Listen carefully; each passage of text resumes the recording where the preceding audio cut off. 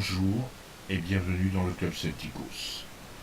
Aujourd'hui, nous sommes dans le port de Celticos et j'ai l'intention de vous présenter ce magnifique navire, un cuirassé russe premium, présenté au public et mis à la vente en tant que navire premium depuis 2-3 jours. J'ai nommé l'Oktyabrskyaya Revolutsiya. La révolution d'octobre, pour parler en français. Ce superbe cuirassé, l'Oktyabrskyaya Revolutsiya, voilà, bien prononcé cette fois. Ce superbe cuirassé donc, eh bien, nous allons vous le présenter comme je l'ai fait déjà pour le Bayern et le Ducat d'Aoste, en commençant par une page d'histoire. Et par la suite, nous regarderons et nous ferons des comparaisons, comparatifs avec ses homologues de tiers 5, puisque c'est un cuirassé de tiers 5. Nous essaierons de faire une petite comparaison, de voir un petit peu qu'est-ce qui vaut face à ses rivaux.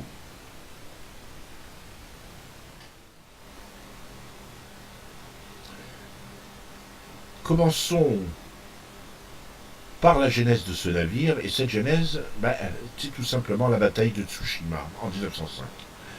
La bataille qui opposa la flotte russe à la flotte japonaise, et qui fut un vrai désastre pour la Russie, puisque, pour mémoire, il y eut près de 5000 morts chez les Russes et 21 navires perdus, contre seulement 117 morts et 3 torpilleurs japonais perdus dans cette bataille-là.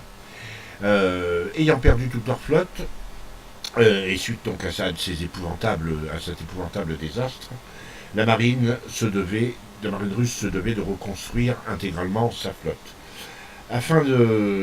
Avant d'entamer la construction, la Russie va faire appel aux plus grands constructeurs navals, dont Vickers par exemple, en Angleterre, pour qu'ils lui soumettent des projets. Dont aucun va aboutir, pour la bonne et simple raison que les Russes n'avaient pas du tout l'intention de faire construire leurs navires ailleurs que dans les chantiers navals russes. Néanmoins, ces projets soumis vont permettre aux ingénieurs navals russes de produire, en utilisant les idées, de produire des navires qui étaient d'assez bons navires. Celui-ci, donc, en est un des exemples. Il s'inspire directement d'un général italien qui s'appelait le général Cuniberti et qui préconisait la construction de bâtiments rapides et puissamment armés, fût-ce au détriment de la protection.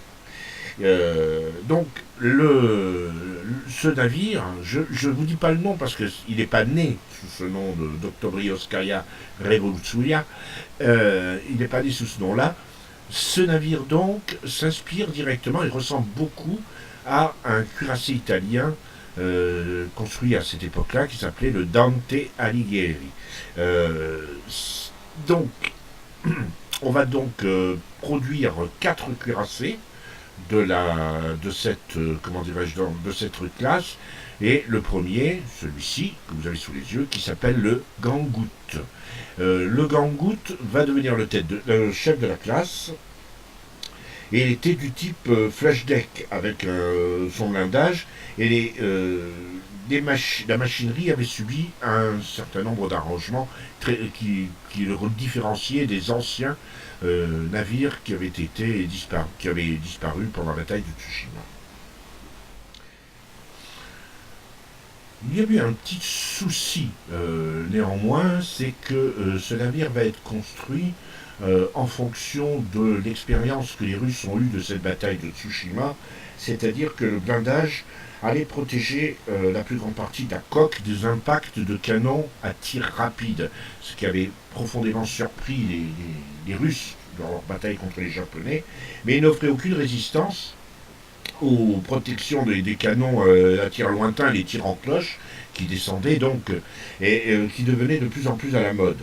Ce phénomène est d'autant plus curieux que, précisément, le canon russe de 305 mm, qui est en action ici, qui sera utilisé pour le Gangout, était l'un des meilleurs canons sur le marché, même comparé aux canons anglais, allemands ou américains.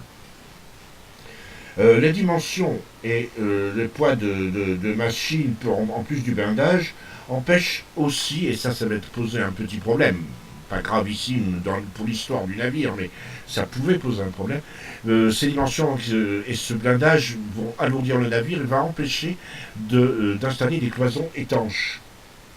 Euh, mais quoi qu'il en soit, la construction sera menée à bien, non sans quelques difficultés, puisque le navire va sortir du port, va être lancé officiellement en 1915, et en 1915, il est déjà quasiment obsolète.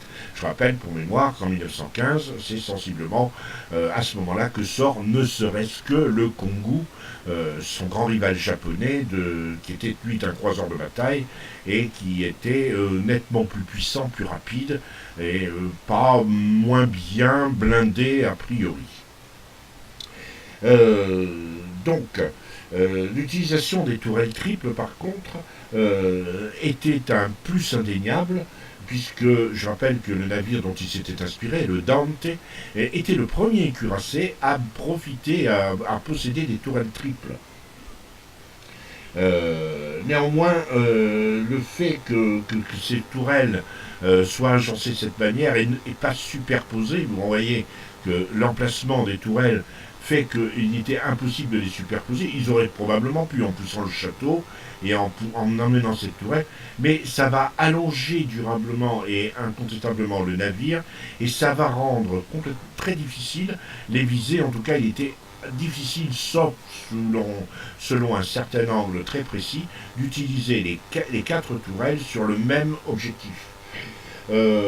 L'armement secondaire était également fort mal disposé sur ce navire et n'était d'aucune utilité. Vous voyez l'armement secondaire, voilà, l'armement secondaire, vous le montrer, n'était d'aucune utilité en cas de mer forte. Rappelons qu'il s'inspirait encore une fois d'un cuirassé italien et que même s'il y a effectivement des tempêtes en Italie, c'est pas forcément comment dirais-je, c'est pas forcément les mêmes tempêtes qu'on peut trouver en mer Baltique ou en mer du Nord. Donc, a priori, le navire n'était pas forcément très bien utilisé et étudié malheureusement dans ce cas-là. Alors, pour en revenir, pour finir, parler un petit peu de l'histoire propre du Gangout, et en fait, il n'a participé qu'à une seule véritable bataille navale durant la Première Guerre mondiale, le 8 août 1915, lorsqu'avec le Novik et le Petropavlovsk, il va protéger la base de Riga contre un assaut, c'est le cas de dire, du cuirassé Nassau et de toute la flotte allemande. Il parviendra à repousser cet assaut, et non sans quelques dégâts d'ailleurs. Devant la menace de la prise de Leningrad en 1919, le commandant Antonov, qui commandait le navire, va ordonner de couler le navire dans l'embouchure de la Neva, et le sabordage aura lieu le 3 mai 1919, donc le navire sera coulé en baie de Leningrad. En 1920, le Gangout est renfloué, afin de servir et devenir un des cuirassés de la base de la flotte soviétique, puisqu'à ce moment-là, effectivement, la révolution a été consommée, et on parle maintenant d'URSS et plus de Russie. Et à la fin des années 1924, purement simplement, c'est carrément une nouvelle vie qui est accordée au Gangout, puisque le navire est affecté aux forces navales de la base de la mer de la Baltique. Le 26 mai, il entreprend une longue expédition et on fait de nouvelles réparations et on modernise sa propulsion. Et le 15 mai 1925, ce navire devient officiellement le navire amiral de la flotte du Nord. De ça, nous sommes le 15 mai. Et le 2 juillet de la même année, le Gangout est débaptisé et devient le Révolution d'octobre, donc l'Oktyobrskaya Revolutia. J'espère que je n'aurai pas trop à le dire, trop souvent. Donc c'est sous ce nom qu'il va prendre part à la défense de Leningrad. Il est affecté d'ailleurs à ce port. De 31 à 34, il est à nouveau modernisé, il reçoit la radio, le charbon est remplacé par le pétrole, et donc c'est un cuirassé tel que nous l'avons maintenant sous les yeux, qui entame la Deuxième Guerre mondiale et le début de la Deuxième Guerre mondiale. Il était au port de Tallinn, donc il retourne au port de Leningrad, et c'est au port de Leningrad à nouveau, comme durant la Première Guerre mondiale, qu'il va participer à la défense de la ville, qu'il va s'auréoler de gloire, puisque sa défense héroïque, durant cette bataille, il participera à la résistance, entre autres, contre l'aviation allemande. Cette défense héroïque lui permettra d'obtenir, le 22 juillet 1944, l'ordre du drapeau rouge, qui était une des distinctions militaires les plus appréciées. Pendant 10 ans, il restera ensuite à quai. C'est en 1954 qu'il est utilisé comme navire d'école, avant d'être démantelé définitivement en 1956 et rayé des listes des navires de la marine soviétique. En 1959, il est mis en cale sèche et démantelé définitivement. Voilà pour la page historique. Et maintenant, nous allons faire un petit tour en Oktobrovskaya Revolutsiya, dans un premier temps pour parler effectivement de le comparer d'ailleurs à ses rivaux du même tiers, et voir un petit peu ce qu'il en est de ses capacités.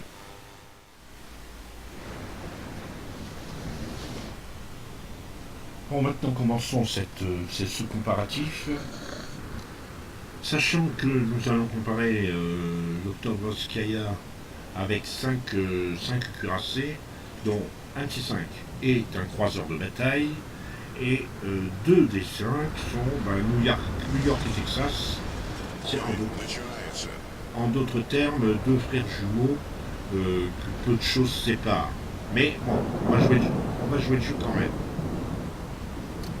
En termes de capacité de survie, nous sommes avec un navire qui, je le rappelle, avait presque, pas 10 ans, mais 5 ans de retard au moment de sa sortie. En d'autres termes, parce que n'oublions pas qu'il est tier 5, mais dans la vraie vie, il a combattu un Nassau qui est un cuirassé de tier 3 pour le jeu. Donc il y a quand même une grosse différence. Donc, en termes de blindage, de points de structure d'abord. Point de structure, c'est juste le plus faible, 42 500 points. C'est-à-dire que l'autre plus faible, c'est le Koenig, et le Koenig a 47 100 points. En termes de blindage, c'est le plus faible, 12 à 305 mm de blindage, sachant que les Américains ont 356, le Kongu, mais c'est un croiseur de bataille, a 254, donc je ne le compte pas trop, malgré tout. En termes de protection anti-torpille, c'est le plus faible, 10%, sachant que le plus faible du lot, hors Oktobrovskaya, c'est le Koenig avec 24%, donc on passe du simple au double. En termes d'artillerie, là, ça remonte un tout petit peu, avec ses 12 canons, 4x3, mais c'est du 305 mm, c'est-à-dire que le Koenig a effectivement 305 mm, mais il a 5 fois 2 canons. En termes de reload, 32 secondes, c'est la moyenne, ça équivaut comment dirais-je, aux autres. Seul, de toute façon, de tous ces cuirassés, le Koenig est le seul à pouvoir tirer avec des améliorations adéquates à 27 secondes, c'est-à-dire 2 fois dans la minute. Tous les autres n'en sont pas capables. Sinon, en rotation de tourelle, avec 56 secondes, c'est très honorable. C'est pas très honorable, c'est juste moins bien que le pire, mieux que le pire de Texas. Les autres tournant avec 43 secondes, ou 40 secondes même avec le Kongu, non, c'est pas honorable du tout, j'ai lu un peu vite. Dégâts, au UAP 8600, c'est pareil, c'est encore du comment dirais-je, des dégâts assez faibles, mais je rappelle que c'est celui qui a le plus petit calibre, s'il a du 305 mm. Je vais quand même faire attention. Alors en dégâts potentiels par salve, il met 103 200, ce qui est un poil mieux que les autres. C'est même le meilleur, mais bon, à peu de choses près par rapport aux 2 Américains. Vous voyez que c'est assez long quand même, la chasse aux 2D.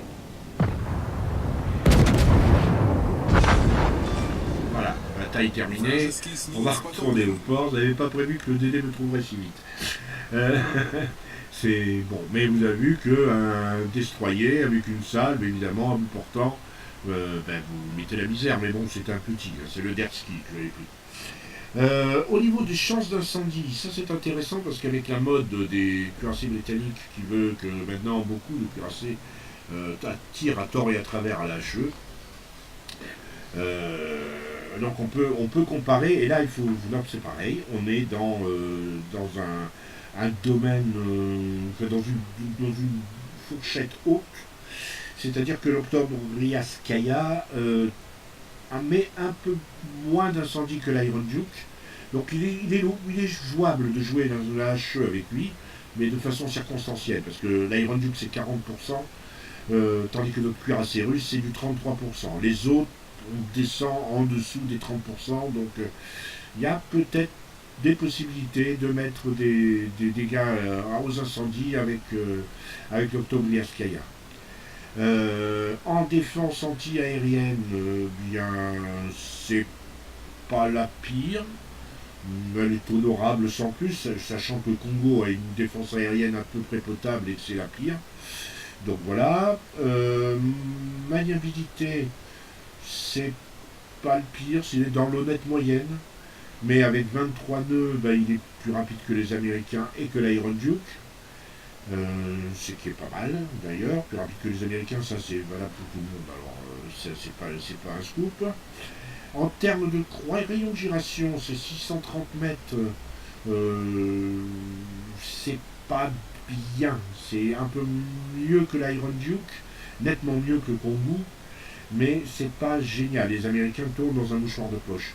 Par contre, le temps de basculement du gouvernail vous permettra de dodger les torpes assez facilement, des de 12-6, ce qui est presque le meilleur, puisque le meilleur c'est New York avec 12-5. En fait, en termes de... Là où il est vraiment le meilleur, mais bon, ça ne permet pas de gagner une bataille, à vous tout seul, c'est en termes de dissimulation, puisque c'est lui qui a la meilleure dissimulation, il n'est détecté qu'à 13 km 3 par mer,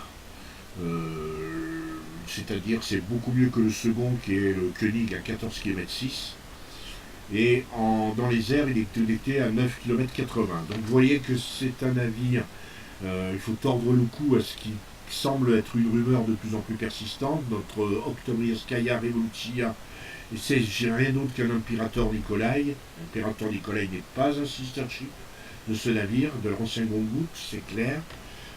C'est pas et même tant bien même ça aurait été comparable, l'impérateur Nicolas est un tiers 4 de mémoire.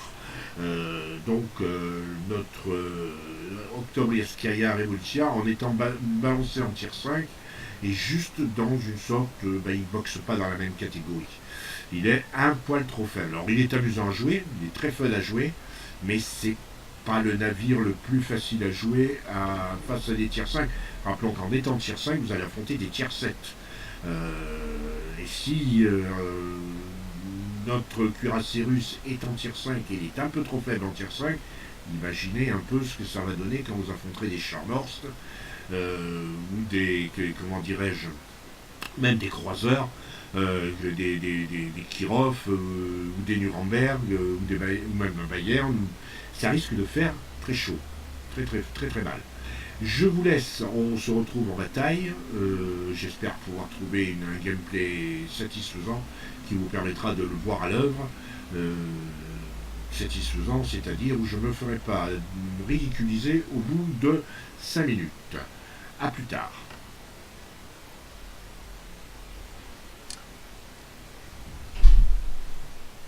Bon. Donc là, on est dans le cas typique de ce que je viens de vous dire. Nous sommes l'eau-tiers. Nous allons affronter des tiers 7. Skors, Fidji, Leningrad en destroyer, 2 King George. Enfin bon, ça c'est ceux qui sont dans notre camp. Mais en face de nous, on a du Demi-Libertin, du Mahon, du Skors, du Belfast, Guéringnau. Je vais donc rester à l'arrière du King George, qui visiblement fête Noël avant l'heure, ce qui s'appelle Xmas. Je n'oublie pas que je peux éventuellement tirer à la HE. Et je vais la jouer comme je joue habituellement avec mon Ichijushi, c'est-à-dire que je vais aller vers A, appuyer le Fujin. Donc rien que déjà visuellement, on voit que par rapport au King George, il est beaucoup plus petit. C'est pas du tout la même structure. On est vraiment dans une ère Dreadnought, alors que le King George c'est un post-Dreadnought. On est déjà plus dans une cuirassée qui annonce des cuirassés modernes, alors que notre pauvre Octobrioskaya est nettement plus faiblard. Il est plus ancien. Donc au niveau vitesse, je suis à 17 nœuds péniblement.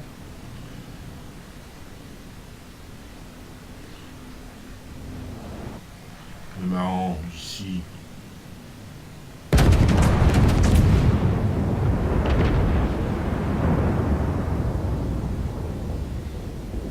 Marrant.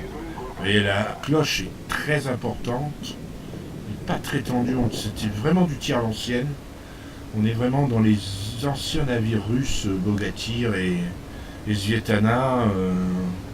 Voilà, c'est vraiment une cloche très importante et il faut vraiment tirer. Alors là, le Belfast, il a disparu. Derrière son nuage de fumée, c'est dommage.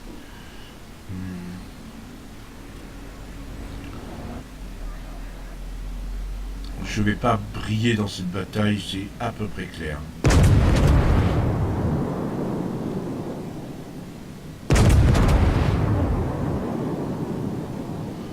La cloche est très... Le temps de vol est immense.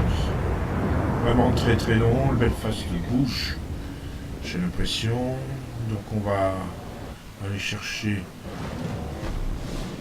le Laoba qui est à 15 km. Il est vraiment à la limite de ma portée. Et on le voit plus. Super.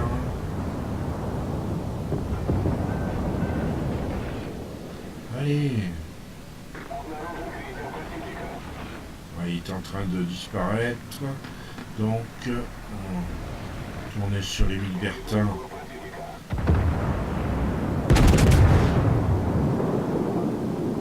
Il est passé à la paix.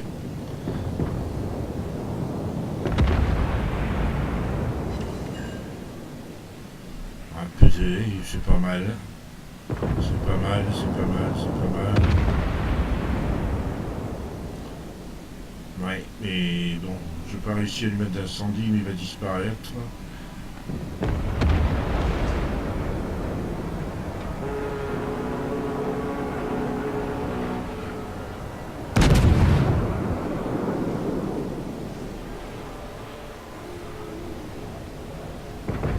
La tournée chaud. Ah, il sait vraiment pas la courbe. Il tire vraiment en cloche. On peut pas vraiment faire de tir tendu, c'est pas facile du tout. C'est vraiment un cuirassé qu'il faut jouer quasiment à mi-distance pour avoir un maximum de précision.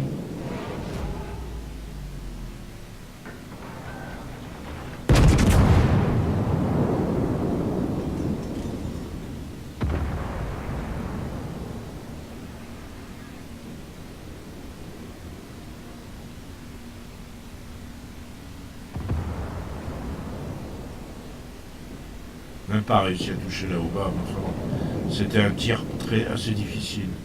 Si je peux arriver à mettre une dose Gneisner qui est de face, j'aurais dû me remettre à la chou. Ah, trop de courbes. C'est vraiment, c'est vraiment un gameplay très compliqué.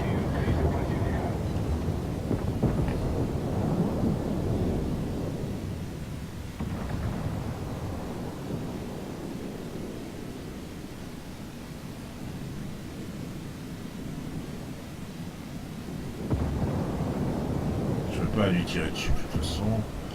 Là il y a un Schkorz caché. Il y a un cuirassé qui est planqué. C'est quoi? C'est le King George V qui s'est planqué, d'accord.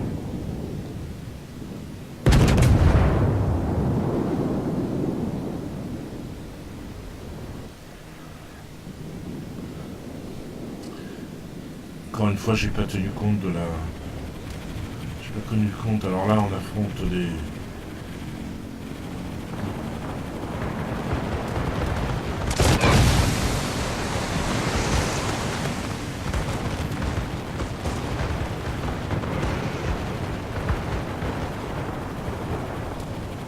À peine un avion abattu. Et seulement 2400 de dégâts. Mais oui, c'est pas vraiment le Phoenix.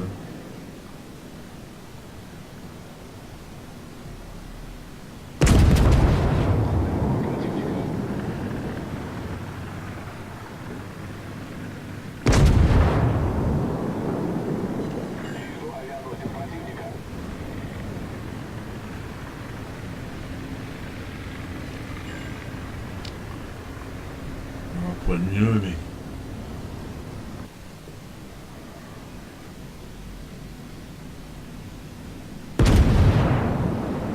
Il va avancer. Il faut que je me retune. Parce que j'en ai un qui m'a vu.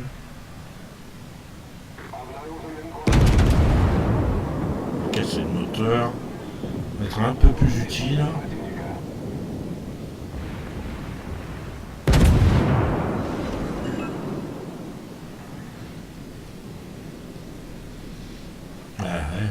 Plus que ça. Bon, toi tu m'ennuies. Je corse. Je pense que c'est toi qui me tires dessus. Et la solidarité russe, qu'est-ce que tu en fais? Allez, encore en vol. Donc, il nous a envoyé ses cuirassés, ses torpilleurs. Ou pas. Bon, il n'a pas envoyé rien envoyé du tout. Ah, les tourelles, c'est une horreur. Enfin bon, c'est un peu une horreur en plus.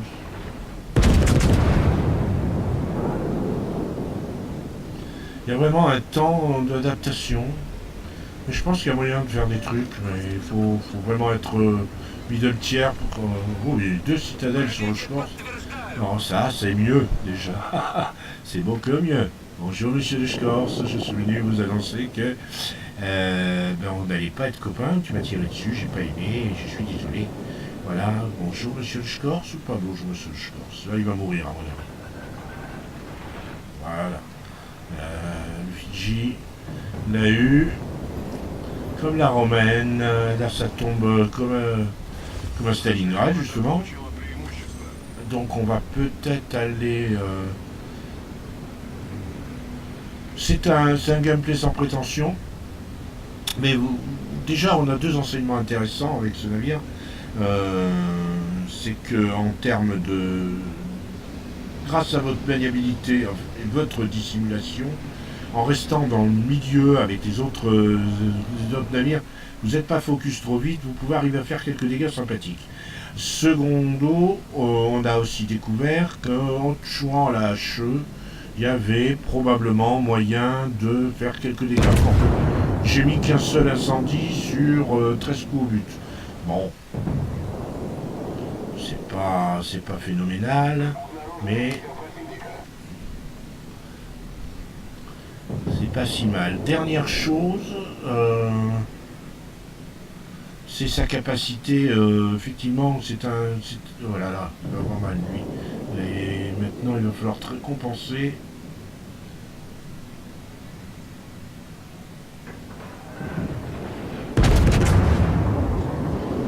Avec la HE,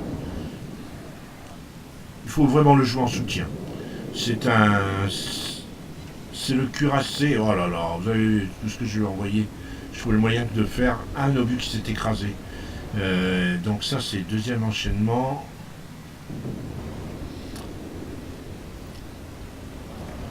Queen Elizabeth. Là, tout le monde m'ignore, hein, purement et simplement. Ceci dit, bon, Ils essaient d'empêcher nous empêcher de camper.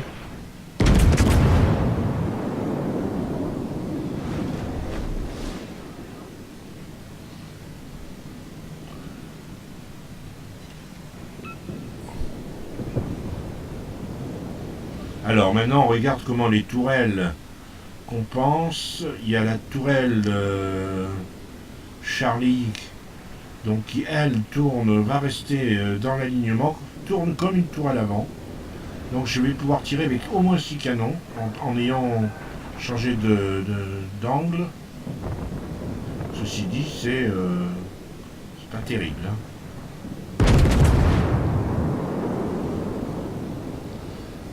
Que les autres tourelles tournent très lentement. Par contre, vous voyez, incendie sur le coup d'Elisabeth. Ratio, c'est quand même 2 incendies en 20 coups au but, une vingtaine de coups au but. Il y a, bon, c'est pas un ratio implacable. Hein. On va tourner, regarder, voilà.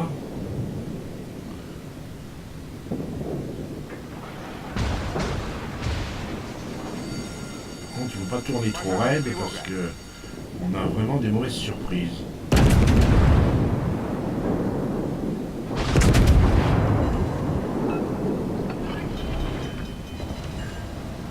Voilà. Là, il s'est ramassé encore un incendie. Donc, toi, tu m'ennuies. Tu te détendes.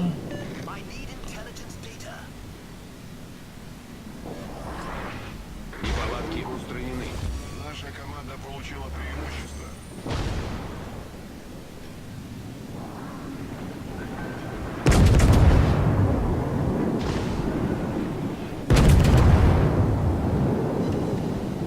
Encore un incendie. Je crois qu'il faut jouer à full HE. Hein. Faut vraiment le jouer full HE.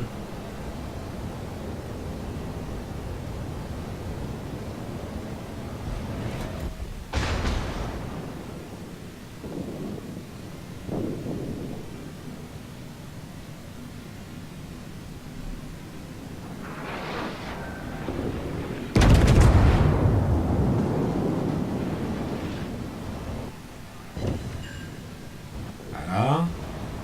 Bon, je vais faire mes petits 55 000 de dégâts. Ouais, bon. Je pense qu'il y a mieux à faire. On peut faire beaucoup mieux, hein, ceci dit, hein, mais bon. Je me méfie quand même, voilà. Koenig maintenant. Si je peux arriver à faire 60 000 de dégâts, ce serait très bien. Ah, on les aura pas. Ouais, bon. Moi, je pense que je suis dans la moyenne basse de la team. 6000, c'est quand même pas si mal. Hein, 6000 et des brouettes pour une première bataille de la journée. Ouais, je suis dans. Ah non. Je suis en bas de la première partie. C'est pas. On peut faire beaucoup mieux, c'est sûr. J'étais un peu surpris au début par la courbure. C'est ma deuxième bataille seulement avec lui. Je ne suis pas. Encore une fois, j'avais pas envie de vous montrer comment on gagne en Octobria Revolutionaria, mais comment on joue. Et découvrir avec vous, à la chaud, à la chaude, on va dire, découvrir les capacités du navire. Je pense que c'est un navire que je serais amené à jouer de temps en temps. Et même un peu comme ici Jushi, je le jouerai de temps en temps. C'est pas du tout le même gameplay, bien sûr, mais c'est un navire qui est assez plaisant à jouer. Voilà, sur ces entrefaits, je vais vous laisser. On va retourner au port. Alors, la question, c'est un premium. Donc, encore une fois, je ne suis pas là pour vous dire il faut l'acheter parce que voilà, j'ai aucun intérêt à ce que vous l'achetiez, ni à ce que vous ne l'achetiez pas d'ailleurs. C'est un bon navire avec beaucoup de restrictions de réserve, sachant c'est le plus faible des tiers 5.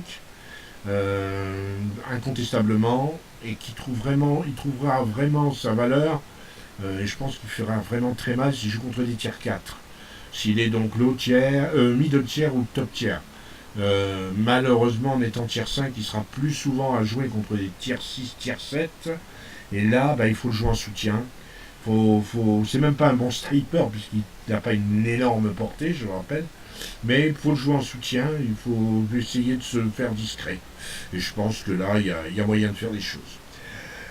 Je vous souhaite une bonne journée et ben, à très bientôt, si vous le voulez bien.